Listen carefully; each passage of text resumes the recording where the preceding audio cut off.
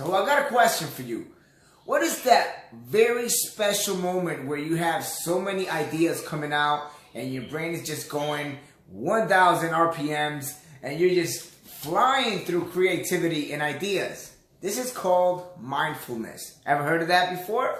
Well, it's something true and I want to share with you. It's an art, the art of mindfulness, and how it can help you in 3 easy steps to be improve your productivity in 3 simple steps. All right, so big shout out to everybody who's tuning in live. Big shout out to the replay viewers and all of you rock stars out there.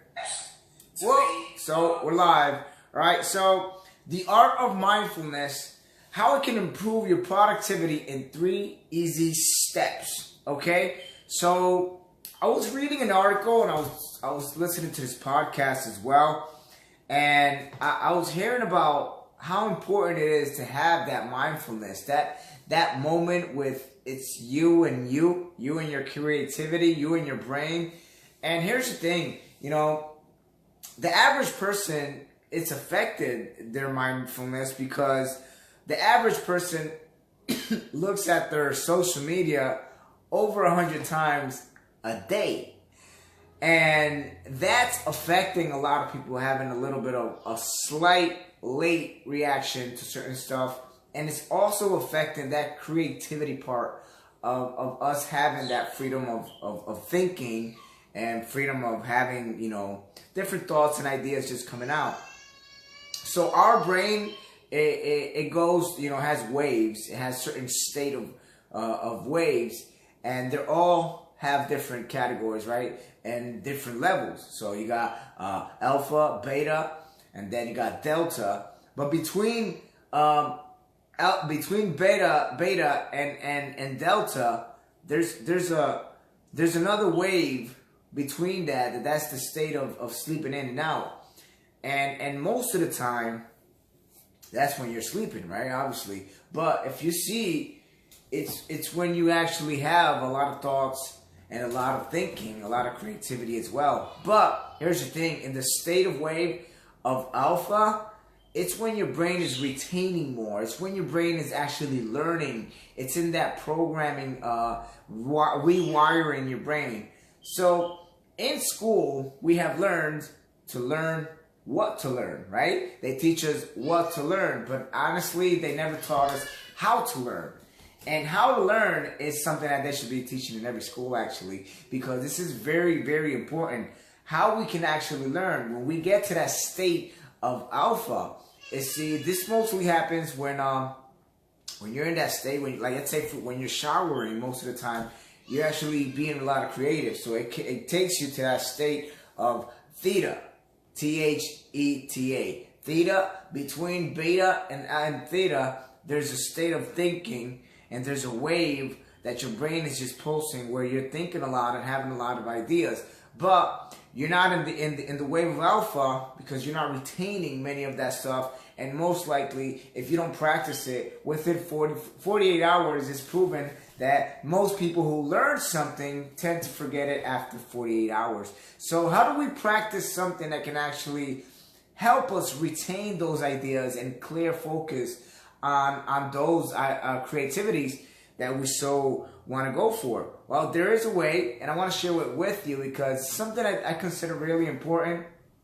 For some people, mindfulness is meditation, and that's where you meditate on something, and it's okay. We must meditate as well. For me, as a personal, I like to meditate on the Word. I like to pray. In the morning, 4:30 in the morning, like the first thing I want to do is pray, talk to God. For me, my high superior, my superior self, or that bigger image or bigger thing, whatever you want to believe, I call it my God, right? God is to me what I need, all the source that I need. So when the first thing I do in the morning is pray and ask God for guidance to give me in that direction, have that mindfulness of really having that moment of quiet and peace to push myself to find myself in that direction. Okay, this is what I want to start today. And I want to share with you actually how these, here are 3 simple steps of mindfulness exercises that you should start doing every day. It has helped me, and I think it can help anybody out there who has this moment, right? This practice of mindfulness. So I want to share with you, right? Number 1 is develop a clear intention of what you want to do. Have a clear intention. Define your intention in the moment. Consider what you want to accomplish from the exercise.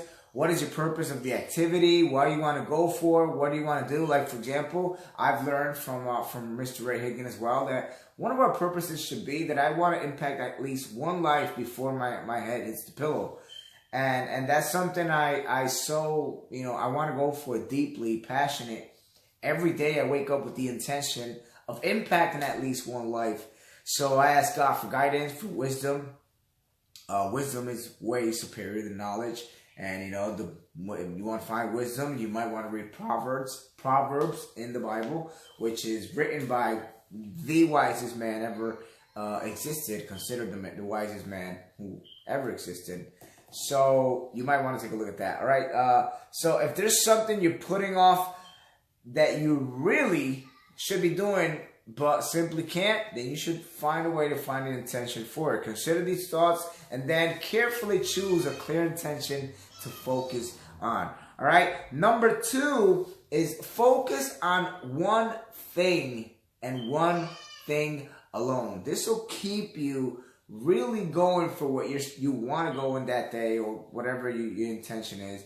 There's a very hard request for people. Excuse that little man in the back. That's my grandson. And he is very energetic today. So focus in your minds very often. Choose what it is for you to focus on and stick to it.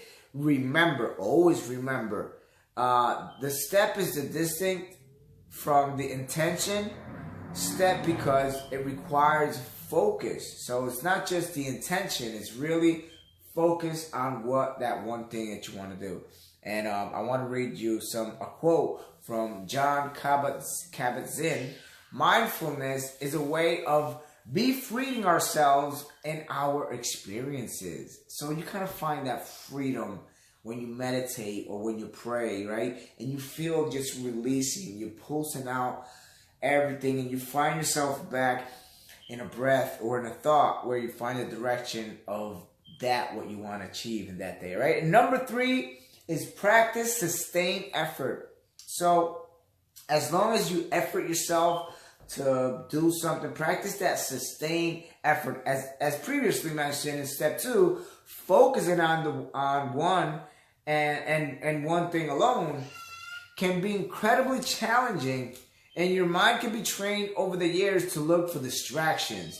And this is where technology comes in this world where we have everything at the touch of our fingertips.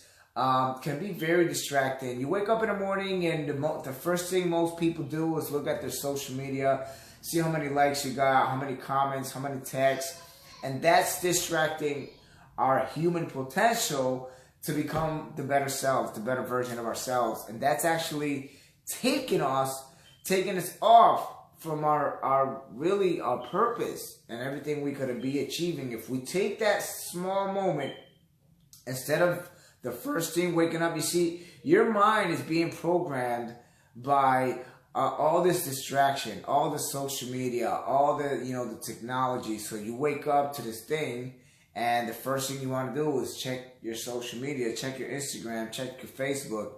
And what you're actually doing is you're taking out of that time that you be more creative and find yourself, to learn how to use your brain. And here is what unlocks everything. In here unlocks greatness, unlocks businesses, unlocks, your future, your dreams, your potential. This unlocks wealth that you haven't even created yet.